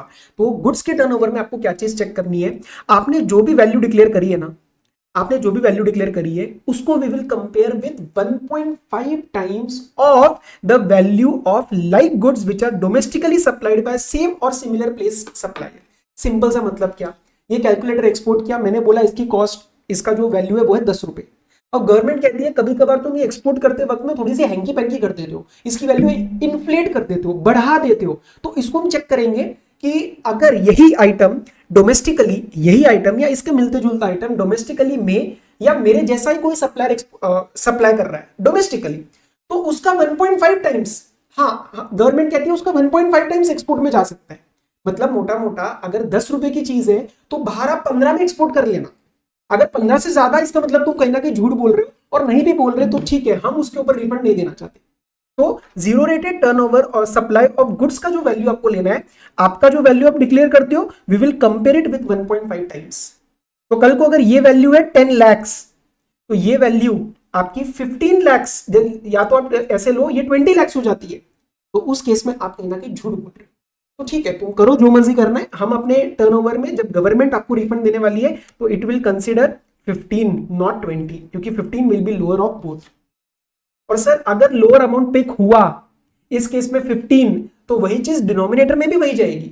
ऐसा नहीं कि न्यूमिनेटर में कम करेंगे और डिनोमिनेटर में 20 ले लेंगे, नो, देन न्यूमिनेटर डिनोमिनेटर में 15 जाएगा। आपको बात समझ में आई? इंटरनली आपको एक और वैल्यू चेक करनी है। ये जो आप अपनी वैल्यू बताते हो कि मैंने इतने का सप्लाई किया है, ये भी इंटरनली 2 का लोअर अमाउंट होने वाला है। क्या? एक जो आप एफओबी वैल्यू अपने शिपिंग बिल या बिल ऑफ एक्सपोर्ट में डिक्लेयर करते हो, bill of export is applicable in case of road export, या फिर value in your tax invoice. Generally ये पेपर में टेस्ट नहीं होता, ये भी कभी कभार ही होता है, बट चांसेस है। तो if we consider it on a consolidated basis, आपको सबसे पहले आपका टैक्स इनवॉइस या शिपिंग बिल का लोअर पिक करना है, फिर उस लोअर को पिक करना है उसको कंपेयर करना है 1.5 times of the value domestically supplied by you और a similarly placed supplier, and whatever value you pick in numerator the same amount will go in denominator. और ये सब हम उस रेलिवेंट पीरियड के बारे में बात कर रहे हैं जिसका मैं रिफंड क्लेम करता हूं। तो आपको 2 आइटम समझ में आ गए, ये समझ में आया, ये समझ में आया। यस, अब मैं बात करता हूं सर्विसेज की। सर्विसेज में आपको पता है क्या निकालना है? आपको इसमें अक्रूवल बेसिस पे लगाना है कि वो सर्विसेज जो आपने उस पीरियड में कंप्लीट करी और जिसका आपके पास पेमेंट आ चुका है, that you have to consider. अब वो कैसे कंसीडर करना है, उन्होंने थोड़ा सा मैथमेटिकल फॉर्मूला लगा दिया। पहला वो कहते हैं कि आप सारी पेमेंट इंक्लूड करो जो भी आपके पास आई है। Whatever payment you have receive for services you take it, then you add those zero rated services for which supply was completed in the current period but for which advance was received in the prior period। समझ में नहीं आया sir? सुनो, second वाला ये amount क्या कह रहे हैं कि लेट्स से मेरे पास अभी मेरा पीरियड चल रहा है, लेट्स से अप्रैल। ये कह रहे हैं कि मार्च मंथ में एक महीना पहले लेते हैं, मार्च मंथ में लेट्स से आपको 100 रुपीज आए थे, बट उसका काम खत्म नहीं हुआ था, supply was not completed and my focus is on what is completed. मेरे को इसका अमाउंट चाहिए, तो ये मार्च मंथ में ना हमने इंक्लूड नहीं किया होगा, और लेट्स से अप्रैल में ये वाला जो सप्लाई वो कंप्लीट हो गई है, क्योंकि सप्लाई होने में टाइम लग सकता है ना, सर्विसेज अभी कंप्लीट नहीं हुई है, सप्लाई चल रहा है। तो अप्रैल मंथ में अगर ये कंप्लीट हुई तो आप अप्रैल मंथ में 100 को लेना। और इसी तरीके से अगर अप्रैल मंथ में कोई एडवांस आया जो कि सप्लाई कंप्लीट नहीं हुई, आप उसको माइनस कर देना। तो मोटा मोटा मैं क्या कह सकता हूं, आपका फोकस है कौन सा काम कंप्लीट हो रहा है। ठीक है, तो अब एक बार देखो इसको। लेस क्या किया, advance receive for zero rated supply for which supply has not been completed during this relevant period. तो इसको मैंने यहां से माइनस किया क्योंकि ये मेरे लिए एडवांस बन गया, और जब ये काम अगले किसी रेलिवेंट पीरियड में कंप्लीट होगा वो ऐसे ही इसी तरीके से ऐड हो जाएगा। और sir what about that amount which is received this month, this period as well as the supplies complete this period, वो तो आपका इंक्लूड हो ही गया ना, वो तो मैंने बोला पेमेंट सारी इंक्लूड करनी है। ठीक है, तो आप ऐसे भी सॉल्व कर सकते हो, नहीं तो आप लॉजिक भी लगा सकते हो, this will be more easy. मैं एक बार रिपीट कर रहा हूं, आप टोटल पेमेंट्स लो, उन पेमेंट्स के रिस्पेक्ट में जो भी काम खत्म हो चुका है वो तो ऑलरेडी मैंने इंक्लूड कर ही लिया पेमेंट्स के अंदर। ऐसा कोई अमाउंट जो आपको प्रायर पीरियड में रिसीव हुआ था लेकिन उसका सप्लाई कंप्लीट करंट वाले में हुआ है, वो यहाँ पे इंक्लूड नहीं हुआ क्योंकि वो पेमेंट तो पहले आ चुकी है, तो आपको उसको अलग से ऐड करना पड़ेगा। एंड वो अमाउंट जो आपने यहां पे रिसीव किया लेकिन बेटा जी काम कंप्लीट नहीं हुआ, अब वो यहां से माइनस करना क्योंकि वो अगले किसी पीरियड में जब कंप्लीट होगा वो इस तरीके से ऐड हो जाएगा। तो this is your zero rated supply of service special calculation. 3 items clear हो गए फॉर्मूले के। चौथा, एडजस्टेड टोटल टर्नओवर डिनोमिनेटर। इसमें कुछ नहीं करना, जो तुमने ऊपर दोनों चीजें निकाली है ना वो इसके अंदर ऐड करनी है और एग्जाम को आपको एक्सक्लूड करना है। सुनो, टर्नओवर इन अ स्टेट और union territory with respect to goods, ये क्या है? गुड्स के रिस्पेक्ट में जितनी टर्नओवर है, मैंने बोला ऊपर वाला मतलब गुड्स के रिस्पेक्ट में सारा टर्नओवर। तो गुड्स के रिस्पेक्ट में सारा टर्नओवर मतलब turnover in a state. Sir aggregate turnover क्यों नहीं? अब देखो फिर मैं पिटाई करूंगा, तुमने एग्रीगेट टर्नओवर का जीएसटी शॉर्ट इसका मतलब देखा नहीं है। जब भी कोई टैक्स पेमेंट की बात आती है, रिफंड की बात आती है, वो एक जीएसटी फाइल करता है ना, वो एक यूनिट फाइल करता है जिसका एक जीएसटी नंबर है, तो उसके रिस्पेक्ट में तो टर्नओवर इन अ स्टेट आएगी ना, सारे यूनिट्स के क्यों टर्नओवर आएगी? तो गुड्स के रिस्पेक्ट में जितनी टर्नओवर इन स्टेट है वो आप इंक्लूड करो। उसके आगे क्या लिखा है देखो, turnover of zero rated supply of services determined about ये वाला and add non zero rated supply of services. Now there is one question I need to ask, I really would appreciate if you can stop the video and comment, it will really I will really feel good. अब मेरा सवाल ये है कि sir इन्होंने goods की तरह services के लिए ऐसा क्यों नहीं लिखा turnover in state with respect to services? अगर वैसा लिख देंगे, मैं बता रहा हूं आंसर, पॉज करके आप टाइप करना कमेंट एंड देन चेक। अगर मैं वैसा लिख दूंगा तो ये कैलकुलेशन कौन करेगा? अगर मैं नॉर्मल लिख दूं turnover in a state with respect to services, तो उसके अंदर ये पेमेंट और ये एडवांस की कैलकुलेशन थोड़ी ना आने वाली है, this is a special calculation.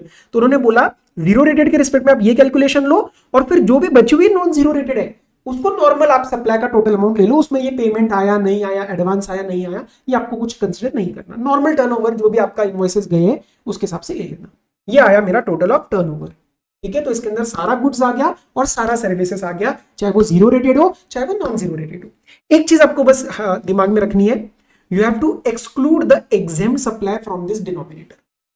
But आगे एक बात लिखी है, अदर देन जीरो रेटेड मतलब exempt other than zero rated मतलब ये कैलकुलेटर एग्जेम्प्ट है लेकिन कल को मैं एक्सपोर्ट कर देता हूं तो इसको एग्जेम्प्ट मानूं या जीरो रेटेड मानूं, this will acquire the nature of zero rated supply. At then export तो किया ना, डोमेस्टिकली एग्जेम्प्ट होता, गवर्नमेंट कहती है उसको इग्नोर करो, you consider this as zero rated. So if this is exempt, exclude from the denominator, but if this exempt supply is exported, include, keep it included in the adjusted total turnover.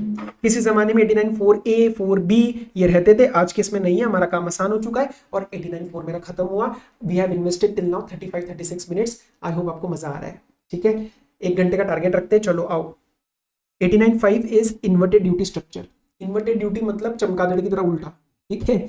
Inward का rate ज्यादा है, outward का कम है, बीच में काफी ज्यादा tax बच रहा है, सर रिफंड दे दो प्लीज। चलो आओ, और ये गुड्स के केस में लगेगा मोस्टली, इसलिए आप यहाँ पे नेट आईटीसी भी देखोगे, सिर्फ इनपुट्स का ही होता है। आओ अब इसका रिफंड का फॉर्मूला पहले समझते हैं, बहुत आसान है, क्योंकि कहीं ना कहीं प्योर रट्टा मारोगे तो समझ में नहीं आएगा। The first part is just like 89(4) कि मेरा आईटीसी कितना है और आईटीसी का मुझे टर्नओवर रेशियो लगा के दे दो कि ये आईटीसी है, टर्नओवर रेशियो किस चीज का, इन्वर्टेड ड्यूटी का, तो उतने का मुझे रिफंड बनता है। लेकिन मुझे एक बात बताओ, यहाँ पे जब आप रिफंड क्लेम कर रहे हो, आप क्या क्लेम कर रहे हो कि लेट से मेरा इनवर्ड जो है दैट इज 18% और लेट से आउटपुट जो है दैट इज 5%। तो कहीं ना कहीं आप जो रिफंड क्लेम कर रहे हो वो इसके डिफरेंस का क्लेम कर रहे हो ना, 13% का, मोटा मोटा आप 13% का क्लेम कर रहे हो। तो अभी जब मैंने ये आपको फॉर्मूला बताया ना, इसके अंदर इन्होंने 18% वाले की तो बात रख ली कि चलो एडजस्टमेंट ऑफ टर्नओवर लगा दिया, टर्नओवर रेशियो लगा दिया, लेकिन what about this 5% that you are paying, इसका थोड़ी ना आपको रिफंड बनता है। 5% तो आप पे कर रहे हो, तो 5% का रिफंड नहीं बनता, आपका डिफरेंशियल का बनता है। डिफरेंस कैसे आएगा, इसमें से माइनस करो ये 5%, देखो tax payable on such inverted rated supply of good services, मतलब बेटा जी कल को अगर नहीं ध्यान रहे तो समझ लेना ये आपका आउटवर्ड टैक्स है, ये आउटपुट का टैक्स ही है जो आप पे करते हो, ठीक है। Read again, tax payable on such inverted duty, क्योंकि वो तो माइनस करो ना, डिफरेंस लो। इसके आगे एक और एडजस्टमेंट है, वो मैं आपको भी बताता हूं, इससे पहले बाकी के फैक्टर समझते एक बार। नेट आईटीसी ऊपर क्या लिया था, इनपुट और इनपुट सर्विसेज, यहाँ पे क्या लेना है, सिर्फ इनपुट, सर्विसेज कट कर दिया, कैपिटल गुड्स तो मिलता ही नहीं है, सर्विसेज भी कट कर दिया, तो इसके अंदर आएगा आपका सिर्फ goods. Turnover of inverted rated supply of goods services, ये तो आपको नॉर्मल है, टर्नओवर आपको पता चल जाएगा, divided by adjusted total turnover, this is just like 89.4, this is just like 89.4, ठीक है ना। तो ये आपका टर्नओवर हो गया, नीचे टोटल आ गया। तो जैसा ऊपर किया था कि भैया 100 में से अगर 30 वाला वो इन्वर्टेड वाला है तो मुझे 30% का आप रिफंड दो, माइनस किया इसमें से वी आउटपुट टैक्स सप्लाई, जो भी आपका टैक्स बनता है, और यहाँ पे इन्होंने एक और एडजस्टमेंट लगाई, this is very beneficial for us. Why is it beneficial, क्योंकि ये अमाउंट में कट कर रहा हूं ना, रिफंड में से कोई चीज अमाउंट कट हो रही है, तो that is beneficial for me, और अगर उस पर एक परसेंटेज लग जाता है तो वो थोड़ा सा कम होने की संभावना है। कैसे देखो, net ITC upon ITC of inputs and inputs plus services, तो मोटा मोटा ये मुझे क्या कह रहा है, नेट आईटीसी होता है गुड्स का, और ये नीचे कह रहा है गुड्स प्लस सर्विसेज का। तो जैसा आपने मुझे पनिश किया कि टोटल ये गुड्स और सर्विसेज में से आपने सिर्फ मुझे गुड्स का ही दिया था ना, that was kind of not good thing for me, क्योंकि आपने मुझे नेट आईटीसी रेस्ट्रिक्ट किया। तो गवर्नमेंट वही वाला फॉर्मूला आउटपुट टैक्स के ऊपर भी लगा रही है, कहीं ना कहीं government is trying to be fair, ये फॉर्मूला फेयर हो रहा है। अगर ये नहीं होता कल को तो फिर बड़ा वाला अमाउंट माइनस हो जाता, और बड़ा वाला अमाउंट माइनस हो जाता किसमें से, रिफंड में से, मेरा रिफंड कम हो जाता। ये वाली बात समझ आए तो ठीक, नहीं तो छोड़ देना। सिंपल लर्न क्या करना है, टर्नओवर रेशियो लगाओ minus output tax into net ITC upon ITC of goods plus services. दो तीन बातें सुन लो। नेट आईटीसी मैंने मतलब बता दिया, सिर्फ इनपुट्स का लेना है। Adjusted total turnover is just like 89.4। अच्छा, कल को क्या होता है, जीएसटी का रेट बदल गया, ठीक है, चेंजेस आए जिसकी वजह से वो इन्वर्टेड ड्यूटी बना, लेकिन ये बीच में चेंज हुआ, एक महीने में टैक्स रेट कम हो गया, ज्यादा हो गया, तो उस टाइम आपको रिफंड नहीं मिलेगा, ठीक है। The difference should be for the entire period. अगर डिफरेंट पॉइंट्स ऑफ टाइम में डिफरेंट रेट था कि चलो बीच में एक महीने के टैक्स रेट चेंज हो गया, नोटिफिकेशन आ गई, 89.5 आपको नहीं मिलेगा, ओके। अच्छा सर, ये जो डिफरेंस है आपका इन्वर्टेड ड्यूटी का, if that happens due to some exemption, notification, any concession, does not matter. Why is there a difference of rate, I don't care, ठीक है। लेट्स से मेरा आउटपुट टैक्स नॉर्मल 18 का रहता है, लेकिन एक कंसेशन नोटिफिकेशन की वजह से 5 आ रखा है, और जिसकी वजह से स्ट्रक्चर उल्टा हो गया, डज नॉट मैटर। उल्टा है ना, पूरे टाइम पूरे पीरियड के लिए उल्टा है, तो मुझे उसका रिफंड मिलेगा। अब एक चीज क्लैरिफाई करी गई कि बहुत बारी इनपुट्स होते हैं, जैसे स्पेयर आइटम्स हो गया, स्टेशनरी हो गया। लेट्स से मेरा प्रोडक्शन का काम है और मैंने उसके अंदर एक पेन खरीदा है। अब ये पेन डायरेक्ट इनपुट नहीं है, लेकिन है तो एक इनपुट ही ना, it will be charge to my revenue account, right, and it is not a direct input in my production process, but it is an input, it is for business, I am taking ITC, तो उसका ITC मुझे रोकना नहीं है, मुझे उसका refund दे देना। ये इनपुट्स वाले में उसका आईटीसी आप ले लेना, ओके। ये क्लैरिफाई करा गया। सर आईटीसी किसका लेना है, बुक्स का लेना है या जीएसटी रिटर्न का लेना है, टू बी का लेना है, जीएसटी या टू बी का। कुछ अमाउंट्स होते हैं जो जीएसटी या टू बी में नहीं आते, for example ITC of import of goods, जो आईजीएसटी आप पे करते हो, तो वो आप अलग से ले लेना, लेकिन प्राइमरीली जो जीएसटी या टू बी में आता है वो अमाउंट आपको लेना है। अब सर एक क्वेरी आता है कि ये तो हमने कैलकुलेशन किया 89.4 का और 89.5 का, क्या वही पैसा आपको रिफंड के फॉर्म में मिलने वाला है एक्चुअल में जो सैंक्शन होगा, आंसर इज नो। उस अमाउंट को आपको दो चीजों से और कंपेयर करना है, इसके पीछे का logic soon low. Let's say मैंने आज बुकिश कैलकुलेशन के हिसाब से अमाउंट निकाला कि मेरा 20 रुपए का रिफंड निकल रहा है, ठीक है, लेकिन हो सकता है आपकी इलेक्ट्रॉनिक क्रेडिट लेजर में उस 20 में से कुछ यूटिलाइज हो गया हो। कल को आप जब रिफंड फाइल करने जाते हो उस टाइम लेट्स से आपके ई क्रेडिट में तो 18 रुपए पड़े, तो 20 तो आपका कैलकुलेशन बना था, लेकिन जो रिफंड के लिए जो ई क्रेडिट में बचा है वो तो 18 बचा है, तो गवर्नमेंट आपको 18 देगी या 20 देगी, 18 ही देगी ना। भैया एक बात सुनो, जैसे मेरा वॉलेट है, ठीक है, वॉलेट अभी कहाँ है, चलो छोड़ो, सिंपल सी बात, लॉजिक लगाओ। मैंने बोला कि भाई मुझे आपसे 50 रुपीज लेने हैं, मतलब मेरे पास मेरा जो रिफंड है वो 50 रुपीज का बनता है, लेकिन जो मैं अमाउंट को डेबिट करने वाला हूँ, ई क्रेडिट को मैं डेबिट करूंगा और बोलूंगा रिफंड दो, वो 50 में से मैंने कुछ अमाउंट को यूटिलाइज कर लिया और नेट मेरे पास ई क्रेडिट में 40 ही बचा है, तो आप 40 का रिफंड दोगे ना मुझे। गवर्नमेंट आपको 10 रुपए थोड़ी ना जेब से देगी, वो बोलेगी 10 रुपए बनता था तेरा 50, लेकिन तूने 10 रुपए शायद के बीच में यूटिलाइज कर लिया, एज अ बिजनेस तेरी ट्रांजेक्शन होती गई, तूने 10 रुपए कहीं पे यूटिलाइज कर लिया, तो तू 40 का रिफंड ले आज। तो मुझे इसके अंदर एक कंपैरिजन करना पड़ेगा, ये लॉजिक था। मैं आपको एग्जैक्ट बताता हूँ, आपने जो भी अमाउंट कैलकुलेट किया आप उसको दो चीजों से कंपेयर करोगे। एक ई क्रेडिट का जो भी बैलेंस है at the end of the tax period, जो भी टैक्स पीरियड है, लेट्स से अप्रैल मंथ का रिफंड फाइल कर रहा हूं, तो 30 अप्रैल को आपका ई क्रेडिट का बैलेंस कितना है, एक तो वो कंपेयर करेंगे, और दूसरा जिस टाइम तुम रिफंड का एप्लीकेशन फाइल करते हो, एंड ये रिफंड का एप्लीकेशन आपको 2 साल में फाइल करना है, तो जब लेट से 1 ईयर के बाद आप एप्लीकेशन फाइल करने गए उस टाइम आपके ई क्रेडिट में 10 ही रुपए पड़े हैं, आपने इतने साल 1 साल में जो भी ट्रांजेक्शन थी उसमें क्रेडिट यूज कर लिया, तो फिर हम तुम्हें ऑब्वियसली जो लोएस्ट अमाउंट है उसका रिफंड देंगे ना। So all these three amounts need to be computed. They have asked in the question once, very simple. Calculated amount as per our calculation of 89,489.5. Balance in the electronic credit ledger at the end of the tax period for which you are filing the refund. और एक actual जिस दिन RFD 01 file कर रहे हो उस दिन तो चेक कर लो बैलेंस कितना है, पता चले सारा यूटिलाइज करके बैठे हो, फिर थोड़ी ना रिफंड मिलेगा, क्योंकि जब आप रिफंड फाइल करोगे आपका क्रेडिट बैलेंस भी डेबिट होने वाला है। दिस ई क्रेडिट का जो आपका बैलेंस है वो डेबिट करना है एंड आप रिफंड क्लेम करोगे। तभी मैंने ऊपर बताया था कि कल को अगर ये क्लेम रिजेक्ट हो गया तो ये आपका रिक्रेडिट हो जाएगा। समझ पा रहे हो ना आप लोग? ठीक है, ये बहुत बहुत वैसे सिंपल बात है अगर आपने एक बार रिफंड ढंग से किया हुआ है। ये सारा रिकैप करवा रहा हूं, ये पढ़ा नहीं रहा हूं मैं आपको।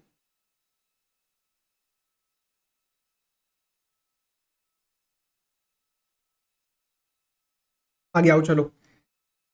मैंने अभी आपको क्या बोला, क्रेडिट इस बैलेंस को डेबिट करना पड़ेगा ना, इस बैलेंस को डेबिट करना पड़ेगा क्योंकि आप वो पैसा मांग रहे हो, तो एक असेट कम करोगे दूसरा असेट मांगोगे। ये डेबिट किस ऑर्डर में करना है, क्योंकि मेरे पास तो 3 हेड्स है, सीजीएसटी, एसजीएसटी और आईजीएसटी। पहले आपको आईजीएसटी डेबिट करना है, ठीक है, और दूसरा आपको सीजीएसटी और एसजीएसटी इक्वल करना है, बिल्कुल इक्वल। और सर अगर सीजीएसटी में कम है, एसजीएसटी में ज्यादा है, एसजीएसटी में कम है, सीजीएसटी में ज्यादा है, जो बैलेंस होगा वो जो ज्यादा है उसमें से कर देना। सिंपल बात। 10 रुपए का रिफंड है, ठीक है, सीजीएसटी, एसजीएसटी और आईजीएसटी। लेट्स से आपके पास 20 का आईजीएसटी है और यहाँ पे 5 है, तो यहाँ पे तो कोई दिक्कत नहीं है, पहले आईजीएसटी से खत्म कर दिया। कल को अगर लेट्स से ये 20 की जगह 6 बचा है, ये 6 बचा है, तो आप पहले 6 में से 6 माइनस करना, ठीक है, ये बचा नील। 10 में से 6 हो गया सेट ऑफ, कितना बचा 4 यहाँ से 2 और 2 कर देना, ठीक है, ये बच जाएगा 3, ये बच जाएगा 3। कल को अगर ये 5 की जगह होता 1 तो 2 तो सेट ऑफ नहीं हो सकता, 1 -1 हो जाएगा और जो एक एक्स्ट्रा रह गया वो इसमें से माइनस हो जाएगा, ठीक है, फिर ये 2 बच जाएगा। तो सीजीएसटी एसजीएसटी इक्वली, लेकिन अगर एक कम है तो डिफरेंशियल है वो दूसरे से सेट ऑफ करना। यहाँ पे क्वेरी आता है कि सर अगर दोनों ही कम है, तो दोनों ही कम है तो वो तो ऐसा हो ही नहीं सकता ना, क्योंकि मैंने वही तीनों में से तो लोएस्ट उठाया है, तो ऐसा हो नहीं सकता। Worst case will be my entire E credit laser, the entire E credit ledger balance will be completely exhausted. Yes, चलो अब एक दो बातें और देखो। 2 केसेस आपको पेपर के लिए याद रखने हैं। अगर किसी आइटम के लिए आपको बोल रखा है कि एक्सपोर्ट ड्यूटी लग रही है, अगर किसी आइटम के लिए आपको बोल रखा है एक्सपोर्ट ड्यूटी लग रही है, तो उसके ऊपर जो है आपको 89.4 नहीं मिलने वाला। क्यों? एक्सपोर्ट ड्यूटी मतलब government is discouraging the export, तो डिस्करेज कर रही है तो फिर एक्सपोर्ट के ऊपर का रिफंड भी आपको नहीं मिलेगा, ठीक है। और दूसरा, कहीं पे आपको ड्यूटी ड्रॉबैक दिया है कि we are claiming duty drawback with respect to any tax, तो उस टैक्स के रिस्पेक्ट में आपको रिफंड नहीं मिलेगा, क्योंकि ड्यूटी ड्रॉबैक अपने आप में एक एडवांटेज है, एक बेनिफिट है, तो एक बेनिफिट दिया तो दूसरा बेनिफिट आपको नहीं देंगे। पेपर में ये आपको पूछे जाने के चांसेस ज्यादा है। अगर एक्सपोर्ट ड्यूटी दिया होगा तो सीधा उस पर्टिकुलर आइटम को इग्नोर कर देना, उस पर्टिकुलर जो भी आइटम एक्सपोर्ट हो रहा है उसको इग्नोर कर देना, ठीक है। उसके सिवाय ड्रॉबैक ये ध्यान रखना कि जिस आइटम का, जैसे सीजीएसटी का ड्रॉबैक क्लेम कर रहा हो तो एसजीएसटी का रिफंड मिल जाएगा आधे का, बट ये थियोरेटिकल है ज्यादा, मतलब क्वेश्चंस में इतना ज्यादा नहीं पूछते वो लोग, ये अभी के लिए ठीक है हमने पढ़ लिया। या फिर जैसे कस्टम्स या एक्साइज का ड्रॉबैक मैंने क्लेम किया है तो जीएसटी का आपको रिफंड मिल जाएगा, जो ड्रॉबैक क्लेम किया उसका रिफंड नहीं मिलेगा। एक बात, मिनिमम रिफंड क्लेम आपका for each tax set CGST, SGST, IGST 1000 रुपए होना चाहिए, 1000 रुपीज। 500, 600, 800 गवर्नमेंट कहती है इग्नोर मारो यार, इतना क्या है, इतना कोई हिसाब करता है क्या? निर्मला कह रही है, ठीक है, तो इतना कोई हिसाब नहीं करना है, मिनिमम 1000 होना चाहिए। बट इसका एक एक्सेप्शन है, ई कैश बैलेंस। तो अगर मेरे ई कैश इलेक्ट्रॉनिक कैश लेजर में अगर 1 रुपया भी पड़ा है तो भैया वो मुझे रिफंड चाहिए ही चाहिए, आई कैन क्लेम। ओके, चलो आगे बढ़ते हैं। Refund of IGST paid on goods exported, that is आपने जब आप एक्सपोर्ट किया अपने गुड्स, आपने बॉन्ड एलयूटी का ऑप्शन नहीं लिया, you went for the option of payment of IGST and now you want the refund. Pay attention, हमने ये स्टार्ट में भी डिस्कस किया था कि इस केस में आपको RFD 01 फाइल नहीं करना पड़ता, we will be covering rule number 96 for this. अब ध्यान रखो, इसके अंदर the matter is completely handed over to the customs law, ठीक है। कस्टम्स लॉ क्यों भाई? कस्टम्स में जब आपने एक्सपोर्ट किया होगा उस टाइम आपने you have paid the IGST, तो कस्टम्स वालों को बोल देते हैं, जीएसटी और कस्टम्स क्या है भाई है, तो जीएसटी डिपार्टमेंट ने कस्टम्स वालों को बोला कि भैया आप इसका रिफंड जो है वो पूरा प्रोसेस कर लो। क्यों? क्योंकि इन्होंने एक्सपोर्ट करते टाइम ही तो आपको पे किया ना IGST, and all the records you already have the proof that you already have that you know the goods have been exported, तो आप ही उसका रिफंड जो है वो प्रोसेस कर दो। ऐसा आपको याद होगा इंपोर्ट ऑफ गुड्स के टाइम पे भी जो कलेक्शन ऑफ आईजीएसटी वो हमने कस्टम्स लॉ को दिया था। तो ऐसा नहीं है कि कस्टम्स लॉ हमसे कुछ अलग है, हमारा भाई है, हमारे साथ काम करता है। At the end of the day it's government of India only, ठीक है। तो इस केस में आपका एप्लीकेशन ऑफ रिफंड वो शिपिंग बिल या फिर बिल ऑफ एक्सपोर्ट बन जाता है। Bill of export is applicable in case of land route and in air and in vessel it is the shipping bill, ठीक है। तो आपको RFD 01 इसमें नहीं चाहिए। अब यहाँ पे इन्होंने 3 कंडीशंस बोली कि ये 3 कंडीशंस अगर कंप्लाई हुई तो ही माना जाएगा कि जो आपका शिपिंग बिल है वो आपका रिफंड एप्लीकेशन है। मतलब इन शॉर्ट रिफंड मिलने के लिए ये 3 कंडीशन कंप्लाई करनी पड़ेगी। पहला, person in charge of the conveyance files a departure manifest, export manifest और export report। export report again in case of land, और बाकी दोनों के केस में इन दोनों में से कोई भी नाम आप यूज कर सकते हो। इसके अंदर सारी डिटेल्ड इंफॉर्मेशन जाती है क्या क्या एक्सपोर्ट हो रहा है। This is covered in the chapter of the import export procedure. तो उस वाले में that particular this report should cover the date and number of the shipping bill और बिल ऑफ एक्सपोर्ट। देखो शिपिंग बिल और ये जो एक्सपोर्ट मैनिफेस्ट है या ये जो डिपार्चर मैनिफेस्ट है ये एक चीज नहीं होती है, ठीक है। आई am not going into the details of that chapter of the procedure, but एक बार हो सके तो वो खोल के चेक कर लेना ताकि टर्म्स क्लियर हो कि हम रिफंड में क्या यूज कर रहे हैं। ओके, तो जो शिपिंग बिल है that is specifically with respect to restricted to the goods जो मेरे एक्सपोर्ट हो रहे हैं। This is something wider than that, तो this should be covered in that particular report और दैट पर्टिकुलर मैनिफेस्ट। फिर आपने जीएसटी और 3B फाइल करी होनी चाहिए, क्योंकि है तो जीएसटी का चैप्टर ना, है तो जीएसटी का लॉ, तो जीएसटी में अपना 3B को फाइल कंप्लीट करो ताकि आपकी रिटर्न हो चुकी है and then okay we will give you the refund. And third, Aadhaar authentication, ये तो ऊपर भी पढ़ लिया था, that is the normal thing. जब तक आधार ऑथेंटिकेशन नहीं होएगा रिफंड नहीं मिलेगा, चाहे आपका ये वाला रिफंड है चाहे आपका RFD 01 वाला रिफंड है। अगर आपके शिपिंग बिल और GSTR 1 में कहीं मिसमैच है तो उसको करेक्ट कर लेना। GSTR 1 is your information return, उसमें अगर आप अपना एक्सपोर्ट का इनवॉइस जो लिख रहे हो उसमें कुछ गड़बड़ आ रहा है, और मतलब गड़बड़ मतलब it is not matching with what details you have quoted in your shipping bill, तो फिर समझ नहीं आ रहा ना कि आप कौन सा सही है। तो आप दोनों को मिसमैच को करेक्ट कर लो, दोनों को मैच कराओ, वहां आपका we will consider that your refund application is filed.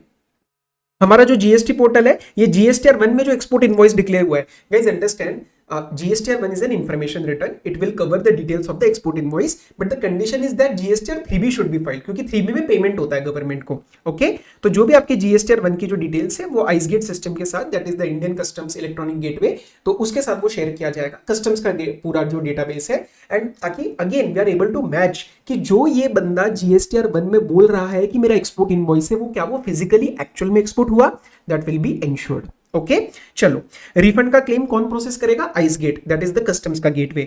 विथहोल्डिंग of refund, जैसा ऊपर मैंने आपको वो 2 बताए थे ना, पीओ एंड कमिश्नर, वो है 5410 एंड 5411। यहाँ पे 3 केसेस बनते हैं with respect to withholding of claim. पहला जो है that is the same 5410 and 5411, वही दोनों इश्यूज है, लेकिन यहाँ पे रिक्वेस्ट कौन भेज रहा है? कमिश्नर भेज रहा है, जो भी jurisdictional commissioner of CGST, SGST और UTGST, कि आप प्लीज रिफंड को जो वो विथहोल्ड करो। रीजंस वही वाले 5410 और 5411 के, बट पीओ इतना बड़ा आदमी नहीं है कि वो कस्टम्स वालों को रिक्वेस्ट भेज पाए, तो कमिश्नर भेजेगा। दूसरा, कस्टम्स के पीओ को लगता है कहीं ना कहीं कस्टम्स का लॉ का नॉन कंप्लायंस हुआ है, वायलेशन हुआ है। और तीसरा, commissioner of the board, commissioner in the CBIC board या उसका कोई ऑथराइज्ड ऑफिसर को अंदर से फील आ रहा है कि कहीं ना कहीं दाल में कुछ काला है। दाल में कुछ काला है मतलब sir data analysis and risk parameters के बेसिस पे अभी कौन डिसाइड करता है? ये सब गवर्नमेंट डिसाइड करती है, काउंसिल डिसाइड करती है। तो ये उसके हिसाब से अगर वो एप्लीकेंट का केस रिस्क एनालिसिस में आ जाता है, जैसे कहीं ना कहीं हमने चैप्टर नंबर 8 में पढ़ा था कि जो रिस्की एप्लीकेंट्स होते हैं उनको फिजिकल बायोमेट्रिक करवाना पड़ता है, आधार वेरिफिकेशन, वैसा ही यहाँ पे है कि अगर उनको लगता है कि उन डेटा एनालिसिस एंड पैरामीटर्स के ऊपर इसका वेरिफिकेशन करना जरूरी है, तो इसका क्लेम ऑटोमेटिक प्रोसेस मत करो, जरा देखते हैं क्या करना है। विथहोल्ड करने के बाद क्या होता है वो प्रोसेस अपने को लगाना पड़ेगा। We will not process this. Okay, तो वेरिफिकेशन करना जरूरी है। क्यों वेरिफिकेशन करना क्रेडेंशियल्स का? It can be any reason as per these parameters, may be उसका ITC का कुछ झोलझाल लग रहा है या वॉट एवर इट इज। तो बिफोर ग्रांटिंग रिफंड एक बार इंटरेस्ट ऑफ रेवेन्यू सिक्योर करने के लिए इसका थोड़ा सा वेरिफिकेशन कर लेते हैं। अगर इन तीनों में से कोई भी केस लग गया, if the refund is withheld with respect to the IGST paid on export of goods, then the matter will be referred back to the GST. अभी मैटर कस्टम्स लॉ हैंडल कर रहा था, मैंने आपको अभी भी बताया the matter was being handled by the customs law, लेकिन इन तीनों में से अगर कोई मामला अटक गया, मतलब आपका विथहेल्ड हो गया, तो the matter will be referred back to the GST law. कैसे? एक सिस्टम जनरेटेड RFD 01 जनरेट हो जाएगा। सर सिस्टम जनरेटेड RFD 01 क्यों? यहाँ पे voluntarily the person does not file RFD 01, the shipping bill is itself treated as a refund application। तो यहाँ पे अब सिस्टम RFD 01 जनरेट करेगा और उसको ट्रांसमिट कर देगा जीएसटी डिपार्टमेंट के पास, और जिस दिन ये ट्रांसमिशन किया जाएगा उस दिन मान लिया जाएगा RFD 01 फाइल हुआ है। Now the proper process as the covered above कि डेफिशिएंसी मेमो, 15 डेज स्क्रूटिनी, वो सारा प्रोसेस यहाँ पे लग जाएगा। तो कस्टम्स लॉ हैंडल नहीं करेगा क्योंकि सर मामला कुछ थोड़ा सा गड़बड़ हो चुका है, विथहोल्डिंग हो चुकी है। ठीक है, ओके, ये हो गया, ये हो गया। ओके, एक छोटा सा पॉइंट, अगर आपका एक्सपोर्ट भूटान में है तो प्लेस ऑफ सप्लाई अगर भूटान है तो भूटान अपना भाई है, गवर्नमेंट ऑफ इंडिया कहती है हम आपको रिफंड नहीं देंगे, हम उसके रिस्पेक्ट में जो जीएसटी है वो भूटान गवर्नमेंट को दे देंगे, भाई अपना करेंगे, ये बोल रखा है specially for Bhutan, not Nepal. ठीक है, यहाँ पे और कोई कंट्री कवर्ड नहीं है। अब एक बात आपको ध्यान रखनी है, you know the system of goods for sale और रिटर्न बेसिस। तो अगर लेट्स से मेरा आउटसाइड इंडिया का एग्जीबिशन है और मैंने इन गुड्स को लेट्स से आउटसाइड इंडिया भिजवाया है, okay, now when the goods were sent outside India, was it a supply? Answer is no. We already know the basic concept of supply, right? When the goods are being sent to a exhibition, अभी supply नहीं हुई है, जो चीज supply नहीं हुई है वो जीरो रेटेड सप्लाई नहीं हो सकती। तो जो जीरो रेटेड सप्लाई नहीं है वहां पे बॉन्ड एलयूटी का कोई चक्कर नहीं आता। तो क्या हो रहा है, फिजिकली गुड्स इंडिया से बाहर जा रहे हैं बट वो सप्लाई नहीं है, बॉन्ड एलयूटी का सवाल नहीं उठता। यहाँ पे आपको 6 मंथ्स का टाइम दिया जाता है टैक्स इनवॉइस इशू करने के लिए, सेक्शन नंबर 31 आपको याद होगा चैप्टर नंबर 9 में। यस, तो आपको टैक्स इनवॉइस इशू करने के लिए 6 मंथ्स का टाइम है, और अगर उससे पहले सेल हो जाती है तो दैट इज द केस। तो बेसिकली अगर 6 मंथ्स तक आपके गुड्स वापस नहीं आए तो हम उसको सेल मान लेंगे। अब 6 मंथ्स में जो भी गुड्स वापस आए उसको तो क्लियर है, सेल नहीं मानना, लेकिन जो भी सेल बन गया या फिर 6 मंथ्स का टाइम पूरा हुआ, वहां पे आपका टैक्स इनवॉइस इशू हो जाएगा। और वो टैक्स इनवॉइस जब इशू होएगा तो ऑब्वियसली मैं कोई I am not going to pay any kind of tax because this is zero rated supply. Okay, तो यहाँ पे नॉर्मल जब गुड्स बाहर जा रहे हैं there is no question of paying tax, hence there is no question of refund of tax, okay, because it is not a supply and something which is not a supply cannot be a zero rated supply। समझ गए? चलो, तो ये हो गया, ये हो गया। बाकी रिफंड क्लेम का कोई सवाल अभी उठेगा नहीं, रिफंड का यहाँ पे भी नहीं उठेगा क्योंकि जब गुड्स बाहर गए थे टैक्स पे नहीं हुआ था। ये तीनों बातें हमने कवर कर ली है। ओके, अब एक very important thing please understand, ITC का refund on export of goods services under bond या LUT. Now you remember one thing, हमने एक रूल नंबर 96A, अब आपने चैप्टर नंबर 14 अगर किया है इंपोर्ट एक्सपोर्ट का तो उसमें रूल नंबर 96A कवर होता है। रूल नंबर 96 से सिंपल से क्या बात कहता है कि if I am going under the option of bond LUT, I am going under the option of bond LUT, I am avoiding to pay the taxes. ठीक है, लेकिन अगर गुड्स के केस में और सर्विसेज के केस में कुछ कंडीशन लगा दी, वो अगर पूरी नहीं हुई तो जो भी टैक्स आपसे बचा है ना हमने, मतलब you have not paid because you went under bond LUT, that you have to pay with 18% interest. अब सिर्फ प्रॉब्लम क्या हुई, क्या ऐसा हुआ जिसके वजह से मुझे ये पेमेंट करना पड़ सकता है? अगर गुड्स के केस में इनवॉइस के बाद आपका 3 मंथ्स तक एक्सपोर्ट नहीं होता तो उसके विद इन 15 डेज आपको ये पेमेंट करना पड़ेगा। और सर्विसेज के केस में what is the issue that happened, that आपके इनवॉइस के बाद 1 ईयर तक पेमेंट ही नहीं आया इंडिया में, तो उसके आगे 15 डेज में आपको पेमेंट करना पड़ेगा। दैट इज जो टैक्स आपका बचा है ना हमने बॉन्ड एलयूटी वाला, उस पेमेंट की बात कर रहा हूँ। समझना एक चीज, ठीक है? ये रूल 96 है, जस्ट मैंने आपको ब्रीफली दोबारा बता दिया।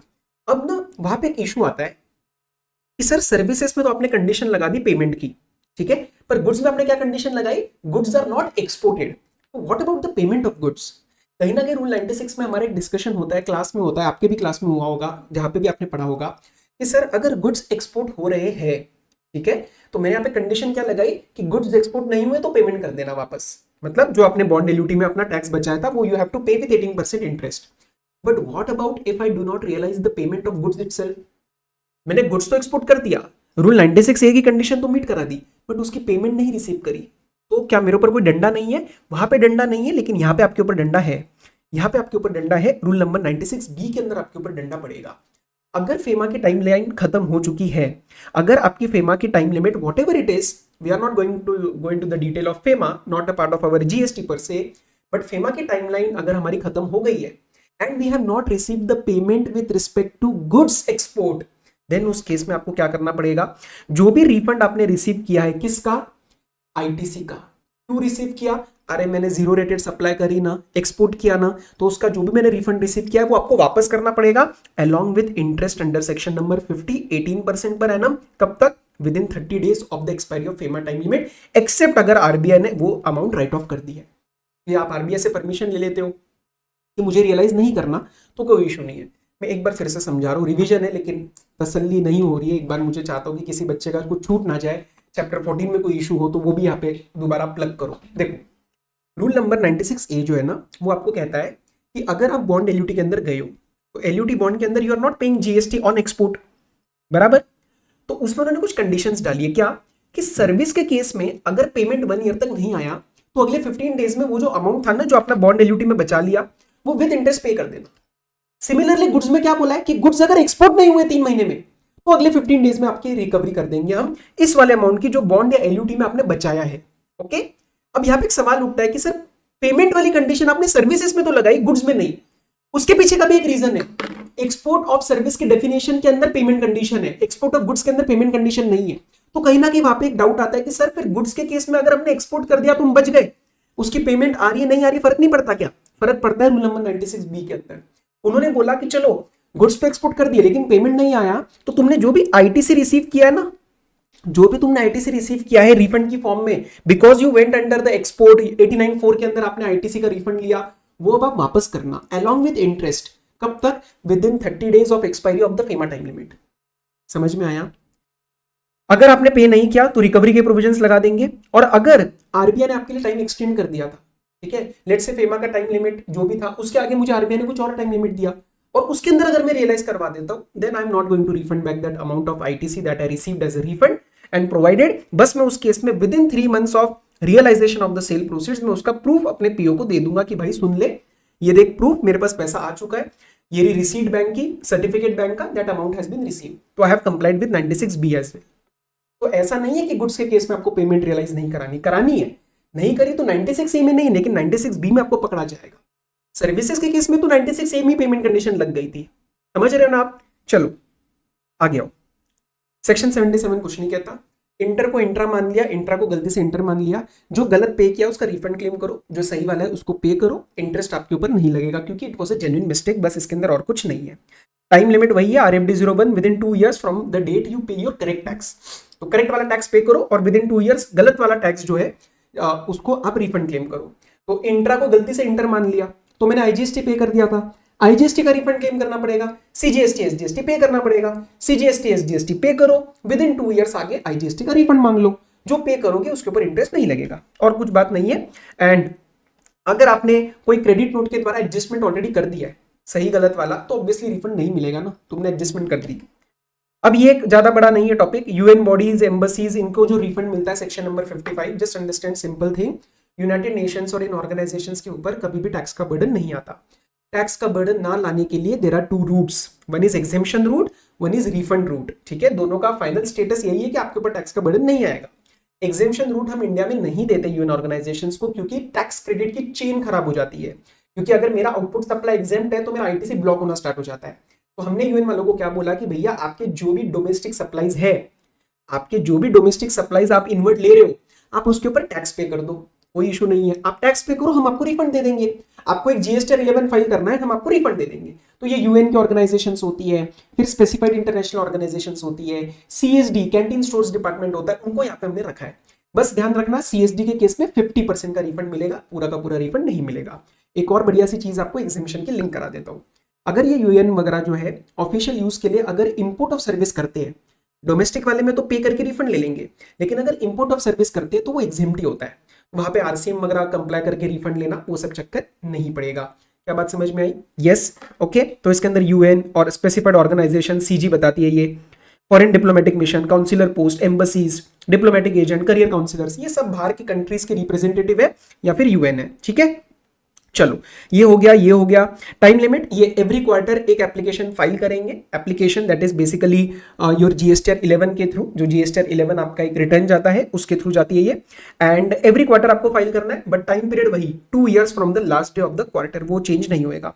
कुछ बेसिक प्रोसीजरल कंडीशंस है, वो क्या बोलिए कि whatever your inward supplies are that should be from a registered person. Obviously ना, रजिस्टर्ड पर्सन होगा, टैक्स इनवॉइस देगा, टैक्स लगाएगा, पे करूंगा एंड उसका रिफंड क्लेम करूंगा।